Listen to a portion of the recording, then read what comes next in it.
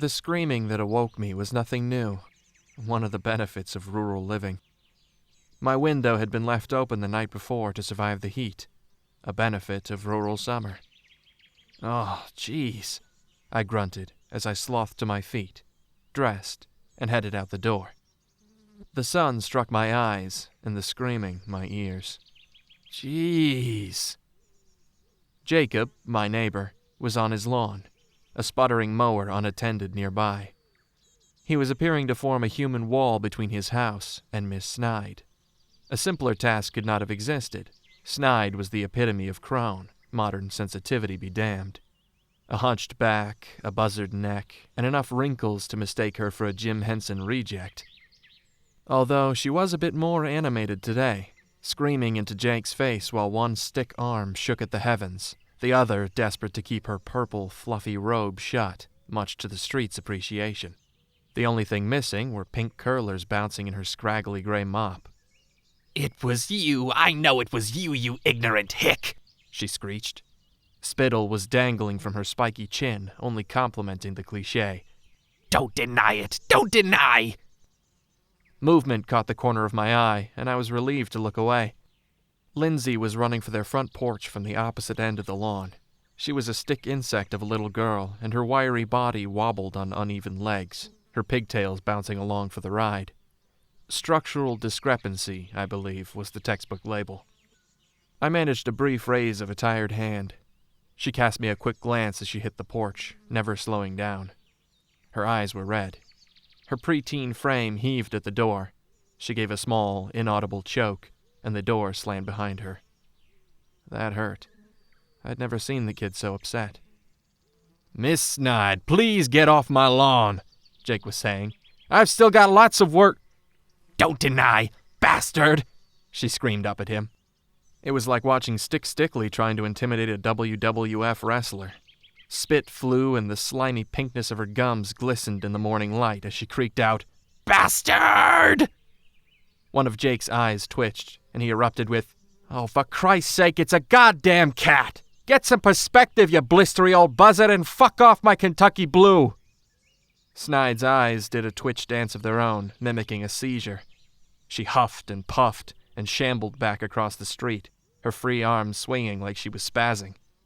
As she reached her mailbox, she turned on her heels with tippy-toe grace and threw a Skeletor finger back at Jake. "Kitty killer! Kitty killer! Kitty killer!" The street rang with it. Several heads poked out their windows. After that, she stumbled inside, and the door closed surprisingly softly behind her. "Fucking Christ," Jake breathed, revving his mower back up and continuing along his path. I let a bemused grunt fly and moseyed back toward my side gate. I was up, might as well start the day. Over the fence, I noticed Brandy, Jacob's significant other, sneak out of their back door and edge like a criminal toward the big oak tree Jake had planted years back. From its base, she picked up one of those have-a-heart traps, the ones with the mesh caging and the release door in the back. She took it to the shed at the back of the yard and eased the door shut, glancing over her shoulders more than once. I gave a soft grunt, this time of amusement, and leaned against the fence, my arms folded upon the dog ears. She walked swiftly on tiptoe back toward the house, her summer dress fluttering behind her as if trying to catch up. She caught sight of me and almost jumped, her hands slapping against her chest. After recognition set in, her eyes rolled up toward the sky, and she gave a silent exhale of breath. I grinned, and she returned it thankfully. "Red-handed," I stated flatly. She gave another roll of her eyes and batted a hand at me before continuing toward her back door, calmly this time. "And lo, the artist arises." Jake loomed in from the left, removing his yard-work gloves and offering me a heavy but friendly slap on my arm. "Thanks for the alarm call," I said, my grin still firm. He heaved a guttural sigh and wiped sweat from his receding hairline. "Friggin' witch." My voice lowered.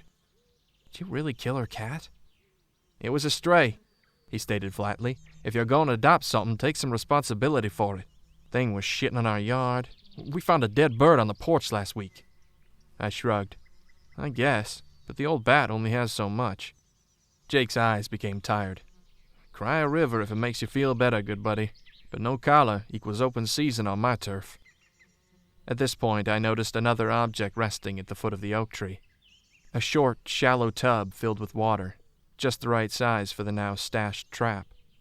Even at that distance, I could see clumps of fur floating on the still surface. A minor shudder quaked my spine, but I shook it off. It was difficult to judge the man too much. My dad was just as zealous about pest control, save with us it was skunks. If you're reading this from a heightened seat, then you've never spent a summer fearful of going into your own backyard for the family of toxic bombs running rampant. He caught them all with a pipe trap, really the only way to go with a skunk. Their spray will go right through galvanized wire, but the confinement of a tube dissuades them from spraying, which they usually don't. Being cursed with the bloodlust of most teenage boys, I helped him trap the last one, and remember beaming with pride after the catch. The feeling drained from me as I watched my father fill up that trough with the hose. The water rose with eerie sluggishness, the sloshes reverberating off the walls as if it were a chasm. It finally topped off. My father plunked the trap in, and I turned my head to look away, but it was turned back with his beefy, tarantula-like hand. "You need to watch this," he said. "Don't take lightly what we do here." A tear escaped my eye as I watched the trap rock back and forth. A trail of bubbles escaped and blipped to the surface. The rocking became more intense, then ceased. The bubbles trailed off into spurts. Then they stopped as well. It gave one more small jolt, then no more. Within 30 seconds, it was done. I remember I couldn't sleep that night. Often regret and necessity go hand in hand. "Couldn't animal control have taken care of it?" I asked, gladly returning to the present. "After 2 weeks, they get the injection anyway. The worst I've done is render a middleman obsolete. Besides, you kill one and 2 more crawl out of the sewer, like that dragon on Hercules last night," he added excitedly. I smirked. "Hydra." "Yeah, that's the guy. Are you still free tonight?" "As long as I'm hungry." Dinner was fantastic as always. Brandy never confided in me her recipe for chicken. All I know is that it was disgraceful the Colonel was still in business. Jacob and Brandy were probably the only perks to rural living. One never thinks an old boy conservative and a liberal starving artist are going to connect, but we did. Go figure. They had the kind of marriage that made me reconsider my bachelorhood. It was probably the only glimmer that kept alive my will to date. The next day was work day. I was at my literal drawing board when my doorbell erupted in about 6 aggressive ding-a-lings. I opened the door to a skinny little Lindsay, a teenage Mutant Ninja Turtle shirt barely covered by baggy, rolled-up overalls with one strap unfastened. Her blonde hair was held back with a pink hairband adorned with a purple flower. A bracelet that was nothing more than a purple string looped through 3 beads encircled her left hand. She was sweaty, panting, dirty, and looking up at me with that wide but thin smile that seemed to say, "Can't yell at me, I'm too cute." I let out a brief moan. "Again?" Her dimples sunk deeper and she shrugged, afterward moving her hands to her hips as she caught her breath. "Don't know my own strength." I let out a non-committal noise, but I grinned, heading for the back door. She followed me in and slumped onto the couch. It took me 3 seconds to find her giant, purple, tie-dyed plastic beach ball thing and toss it back over the fence. I knew the exercise was supposed to be good for her condition. A funky pelvis was quite a hurdle, but it needn't be a handicap, as her doctor had apparently said. As I turned toward my back door, I caught movement past my house on the other side of the street. Snide was pulling a large object across her drive, around the corner of her house. It was a pitiful sight. The box was huge, and she was at least 3,000 years of age. I thought about helping her, then remembered how she threw a rock at my window after one of my lady callers parked in front of her mailbox. Maybe a hernia would calm her down. I walked back inside without a second thought. "Want a Sprite?" I asked Lindsay, entering the kitchen. "Duh," was her response, that smile never leaving her face. "Think fast." She caught it one-handed. "Wait for it to settle this time, please," I said, returning to my seat of omnipotence. "What you working on?" she asked, starting to bounce over. "Nuh-uh," I said forcefully. Stay. Your mom's still angry at me for showing you my last one.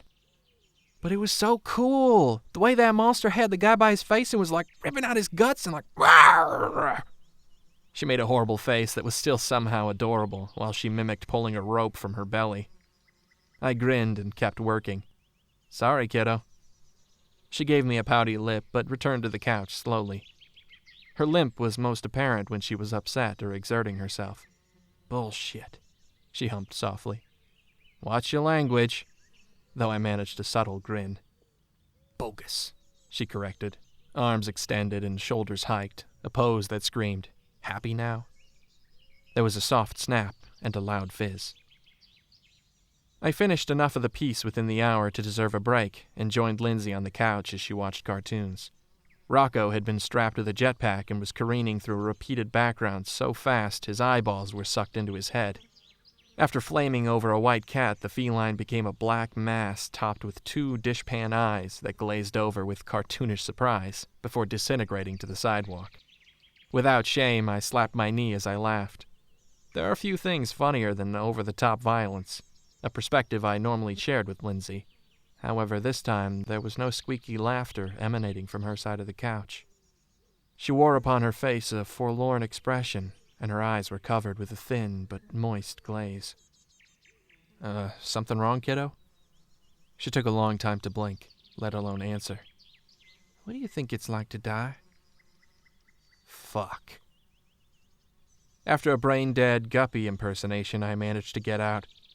I really don't know. Her eyes scraped the floor, and her tiny shoulders gave a soft heave. I remained stoic, but my fingers did a spastic dance against a cushion. It was an eternity before she answered. Daddy says all living things make it into heaven. I think he learned it in church. My bachelor senses detected a means to swim to the surface. Your dad's a smart guy. He knows what he's talking about. She gave a roll of her eyes. Don't talk to me like I'm 12. She practically spat the last word. Aren't you? I'm 13. I'm a goddamn woman. Then chill out, I commanded. It came out naturally, and it felt strangely liberating, so I poured more on. Real women don't fly off the handle so easily. She turned away, her lips pursed in a pout which she quickly relaxed, but her stick arms went rigid, her dainty fingers clawing into the fabric of my couch. I turned away as well, pretending to study the mantelpiece while my teeth dug into my bottom lip. It took me about 12 seconds to realize I was pouting as much as she was. This is why I don't have kids. For a long while, the only break in silence was a cartoonish explosion or commercial jingle. Then a stifled sniffle came from Lindsay's end of the couch. I read somewhere that drowning is the best way to die. A few more sniffles, then, why'd he have to do it? Her voice started to croak towards the end. I know you hate your dad right now, but I don't, she hissed. I'm glad he did it. Her fingers rubbed delicately at her shins. For the first time, I noticed her legs were decorated with fierce scratches that had scabbed over to a dark red.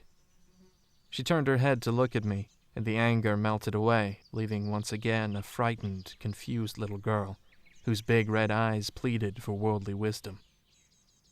Does that make me bad? You're the best kid I know. This time, the honesty felt good. Look, Squirt, it's not easy for us adults to admit we don't have all the answers. We're not as smart as you think. Try to think of us as big children.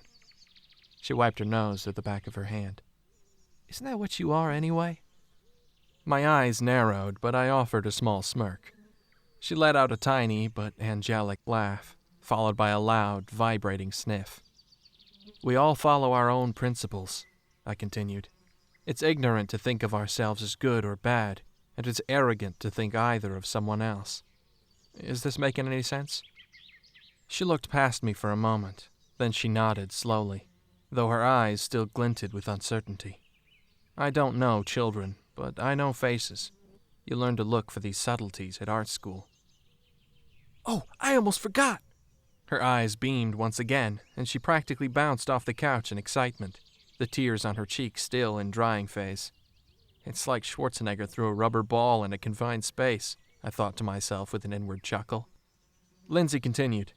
Mom says she'd help me pay for a new cat for Mrs. Snide. She's a nice lady. Mom just says she gets lonely. And she makes the best cookies. Maybe we could get her a kitten. A nice cat. One that's not so mean. There you go, I said, matching her enthusiasm. Without warning, she leapt on me in a tight hug, which I returned, proud to the point of narcissism that I'd navigated through such a minefield. All right, that's enough, I said, feigning annoyance as I shoved her away. You stink, and you're sweaty. She laughed and rubbed at her eyes quickly. Enough mushiness, she agreed. 2 distinct honks erupted outside. That's Mom, Lindsay said. From the door, I watched her jog across the wide patch of freshly mowed Kentucky. She stumbled only once. Easy, I called to her. Brandy stood in their drive, an overflowing grocery bag in her arm as she watched her daughter approach. She wasn't one to fuss over Lindsay's disability, always careful to mother and not baby her condition. Placing a firm hand on her daughter's head, she held her with a black gaze. Even from my front door I heard her stoned voice. Take it slow. Okay. Lindsay's groan echoed across the property. Brandy gave her a quick peck on her forehead before ushering her towards the car to help with the groceries. She continued up the drive and gave me a bright smile and a big wave with her free hand. Chilly this week? She called. Oh, good. I could use some indigestion. She laughed. I smiled as I turned back into the house, but not before I caught a glimpse of Snide once again disappearing around the corner, this time balancing a longer, thinner box. I had a date that night. I've never had a good first date. To me, it's like trying to find a unicorn. That night was no exception. It ended before the sun went down. Leaving the restaurant was the best part of the evening. I decided to walk home, to give myself time to rethink my dating life. As an artist, it's common procedure to relive every emotional knife wound I've ever suffered since birth, and I had 12 street blocks, ample time to ponder if I'd ever have sex again, if I'd ever want to have sex again.